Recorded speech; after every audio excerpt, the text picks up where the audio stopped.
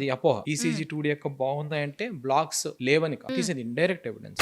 మనం జనరల్ గా BP fluctuate అవుతుంది అంటే ఖచ్చితంగా ఈసీజీ అంటే 2G ఎకో అనేది Yes. ఒక గ్రాఫ్స్ తీస్తుంటారు. ఇవి నార్మల్ గా అంటే హార్ట్ కి ఏం ప్రాబ్లం లేనట్టేనా? వీటిలో ఎలాంటి ఫ్లక్చువేషన్స్ ఉండేటప్పుడు హార్ట్ కి ప్రాబ్లం ఉందనుకోవాలి. అంటే ఎవ్రీడే నేను నా ఓపీ టైంలో ఒక పేషెంట్ కి కంపల్సరీగా ఎక్స్ప్లెయిన్, అంటే వాళ్ళు అడిగే క్వశ్చన్ కి నేను ఎక్స్ప్లెయిన్ చేసే కామన్ క్వశ్చన్ ఇది ఏంటంటే, మా దగ్గరకు వచ్చే చాలా మంది patients, because I'm cardiologist, routine checkup కి వచ్చే వాళ్ళు చాలా తక్కువ మంది వస్తారు. They come to me after 2-3 referrals. Physician కలవటం కానీ, లేదంటే లోకల్ గా ఉన్న డాక్టర్ కలిసి వాళ్ళు మీకు కార్డియాలజీ ప్రాబ్లం ఉంది, కార్డియాలజీ దగ్గరికి వెళ్ళండి అని చెప్తేనే వాళ్ళు మా దగ్గరకు వస్తారు.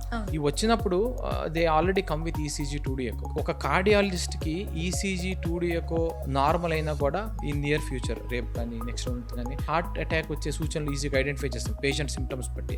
ఇప్పుడు స్టంట్స్ అయిన పేషెంట్స్ లో చూసుకుంటే అరౌండ్ 50-60% ఆఫ్ పేషెంట్స్ కి ఈసీజీ 2D ఎకో నార్మల్ గా ఉంటాయి. ఇన్ఫాక్ట్ అసలు మన గోల్ ఆఫ్ ట్రీట్మెంట్ ఏంటంటే ఈసీజీ 2D ఎకో నార్మల్ చేయటమే. అంటే ఈసీజీ 2D ఎకో నార్మల్ ఉన్నాయంటే హార్ట్ నార్మల్ అని కాదు. ఈసీజీ 2D ఎకో నార్మల్ ఉన్నాయంటే హార్ట్ డ్యామేజ్ కాల, హార్ట్ అటాక్ కాల, అంతే తప్ప హార్ట్ లో బ్లాక్స్ ఉన్నాయని కాదు. బ్లాక్స్ కి ఈసీజీకి 2D ఎకోకి అసలు సంబంధం లేదు. చాలా మంది కామన్ గా వచ్చి అడుగుతుంటారు, సార్ మా డాక్టర్ గారు ఈసీజీ 2D ఎకో బాగుంది, మీకు బ్లాక్స్ లేవని చెప్పేశారు సార్. అది అపోహ. ఈసీజీ 2D ఎకో బాగుంది అంటే బ్లాక్స్ లేవని కాదు. It is an indirect evidence.